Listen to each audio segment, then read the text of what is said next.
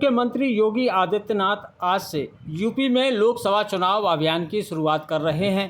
CM योगी ने बुधवार को मथुरा में श्री कृष्ण जन्मभूमि मंदिर पहुंचकर पूजा अर्चना की। सीएम योगी ने भाजपा प्रत्याशी हेमा मालिनी के पक्ष में प्रबुद्ध सम्मेलन को संबोधित किया। वहीं सीएम योगी ने ब्रजवासियों को सरकार की उपलब्धियां गिनाई।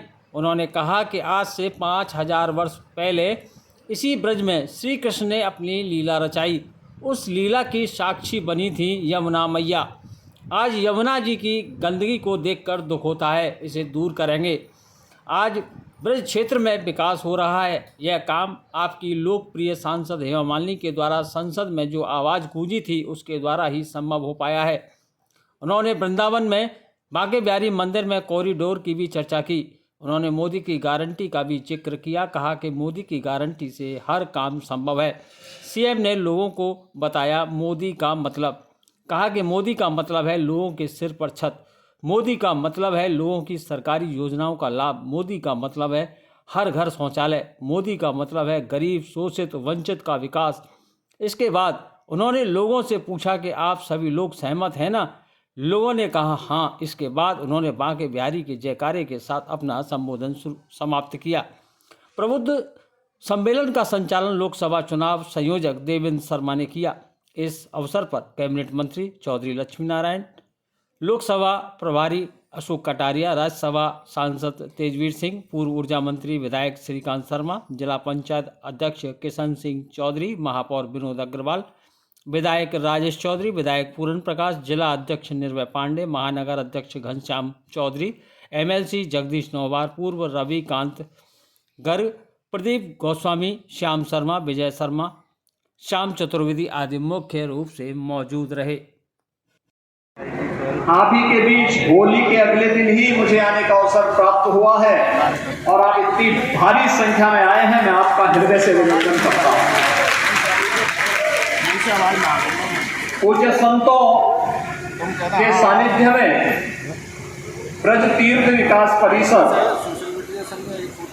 संपूर्ण ब्रज को यहाँ के मान्य जनप्रतिनिधियों की मार्गदर्शन में उसकी पुरातन विरासत को संरक्षित करते हुए एक नए कलेवर के रूप में प्रस्तुत कर रही है। एक अद्भुत संजोग की विरासत भी और विकास भी, इन दोनों को लेकर के आज देश के अंदर एक नया जो प्रवाह पैदा हुआ है, यह हम सबको देखने को मिला होगा। मैं पिछले 15 दिन से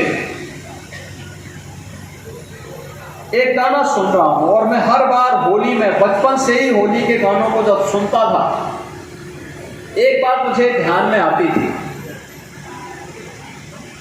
जो अक्सर हम लोग सुनते थे कि होली खेले रघुवीरा भजन तो हम लोगों ने खूब सुना, लेकिन सचमुच पहली बार 500 वर्षों में अयोध्या धाम में मर्यादा पुरुषोत्तम भगवान श्री राम ने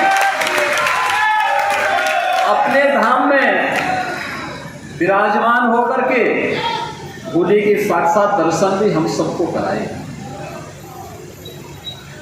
और मथुरा वृंदावन की कुंज गलियां भी इंतजार तो कर ही रही होंगी।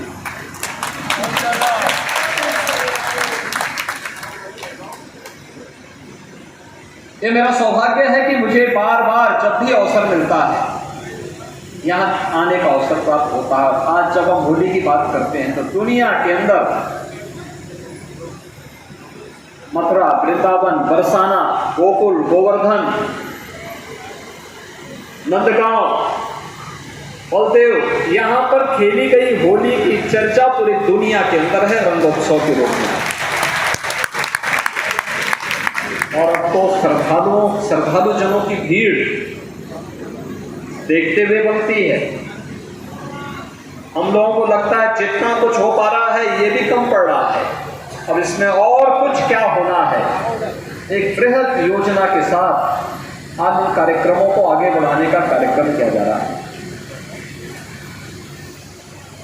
आप देखिए इस धरती का कितना बड़ा प्रताप है और कितनी बड़ी ताकत है। याद करिए 2021 में जब वैष्णव महाकुंभ का आयोजन यहाँ हुआ यमुना मैया के तट पर, उन्हीं की कृपा से वृंदावन बिहारी लाल के जो असीम आशीर्वाद और कृपा हम सब पर थी, जिस दिन तक पूज्य संतों का वैष्णव कुंभ यहाँ पर था तब तक कोरोना का दूर दूर तक कहीं अता पता नहीं था।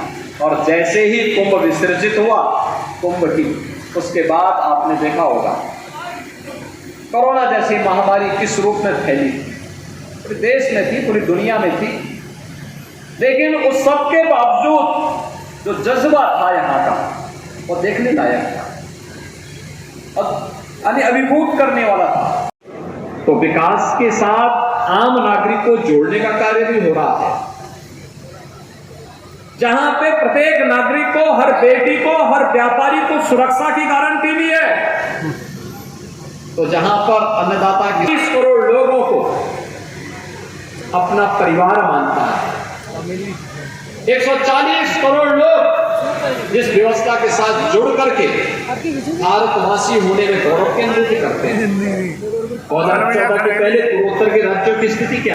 हजारों सुरक्षा बलों के जवान उससे चोटिल होते थे, घायल होते थे, सरकारें किम कर्तव्य विमूढ़ की स्थिति में रहती थी। आज आप देख रहे होंगे जम्मू कश्मीर में पत्थरबाजी समाप्त, और पत्थरबाजी के समाप्त होने के साथ ही कश्मीर में धारा 370 भी समाप्त हो गई। आप मुझे बताइए 1952 में ये दंश कांग्रेस ने दिया था, जो देश में उग्रवाद का कारण बना था, लेकिन उस समस्या का समाधान दिया है मोदी जी ने, और कश्मीर से धारा 370 को सदैव के लिए समाप्त। पत्थरबाजी भी समाप्त हुई और उग्रवाद की समस्या का समाधान ही समाप्त हो गया। आज भारत की सीमाएं सुरक्षित हैं। आज क्या कोई भारत को घुसपैठ भारत की सीमा में करने का दुस्साहस कर सकता है क्या? आज क्या कोई भारत के अंदर आकर के किसी आतंकी घटना को अंजाम दे सकता है क्या? नहीं, किसी का दुस्साहस है। जब यशस्वी नेतृत्व होता है तो ऐसे ही वह हर एक सर्वांगीण विकास की बात सोचता है, हर एक क्षेत्र में विकास की बात सोचता है, और वो विकास आज हम सबको हर एक क्षेत्र में देखने को मिल रहा है। सीमावर्ती क्षेत्र तक भारत का इंफ्रास्ट्रक्चर पहुंचा है। पहले सैनिकों को कई कई किलोमीटर दूर तक अपना सामान पीठ पर लाद करके जाना होता था। आज सीमावर्ती क्षेत्र पर भारत की कनेक्टिविटी इतनी बेहतर हो चुकी है कि हमारा जवान उन सीमाओं की रक्षा करते हुए वहां पर अपने साधन से जाता है, सीमाओं को सुरक्षित रखता है, तो पूरा देश अपने आप को सुरक्षित महसूस करता है। मित्रों, ये नया भारत जिसको प्रधानमंत्री मोदी जी ने पिछले 10 वर्ष में एक नई पहचान दी है, आज जब 2024 के हम लोकसभा चुनाव की पूर्व अपने समाज के उन प्रबुद्ध जनों को, अलग अलग तबके के प्रबुद्ध जनों को, जो समाज में एक माहौल बनाते हैं, समाज को लोकतंत्र के प्रति आग्रही बनाते हैं, समाज का एक नेतृत्व वर्ग यहाँ बैठा हुआ है। और मथुरा लोकसभा की प्रतिष्ठित सीट से मैं आज उनका आह्वान करने के लिए यहीं से आया हूं। हम लोग इसीलिए आए हैं, परिणाम तो सबका है कि आपका आशीर्वाद फिर से हेमा जी को मिलेगा, क्योंकि हेमा जी कला के साथ साथ संस्कृति की प्रतिनिधि है। मुझे याद है जब पहली बार वे सांसद के रूप में सदन में पहुंची, तो सदन में पहुंच करके उन्होंने सबसे पहला मुद्दा क्या उठाया था? उन्होंने सदन में अपनी बात को बहुत शालीनता के साथ कहा। उन्होंने कहा था, उस समय सदन में एक ही बात कही थी, उन्होंने कहा मैं ब्रज क्षेत्र का प्रतिनिधि बनकर के यहाँ सदन में आई हूँ, देश के उच्च सदन में आई हूँ, और इस उच्च सदन में आकर के मैं केवल वहां की पीड़ा को आपके सामने रखना चाहती हूँ। 5000 वर्ष पहले जिस ब्रज क्षेत्र में कृष्ण कन्हैया ने अपनी पूरी लीलाएं रची थी, और उसका साक्षी अगर कोई उस समय बना था, यमुना मैया बनी थी। यमुना मैया को प्रदूषित करके क्यों छोड़ दिया गया? यमुना मैया की आवाज देश की संसद में उठी थी, और मित्रों, देश की संसद में उसी समय जब नमामि गंगे परियोजना बनी थी, तो नमामि गंगे परियोजना के माध्यम से फिर भारत सरकार ने जो कार्यक्रम प्रारंभ किए, आज आप देखते होंगे नमामि गंगे परियोजना के कार्य को द्रुत गति से आगे बढ़ाने का कार्य प्रारंभ हुआ है।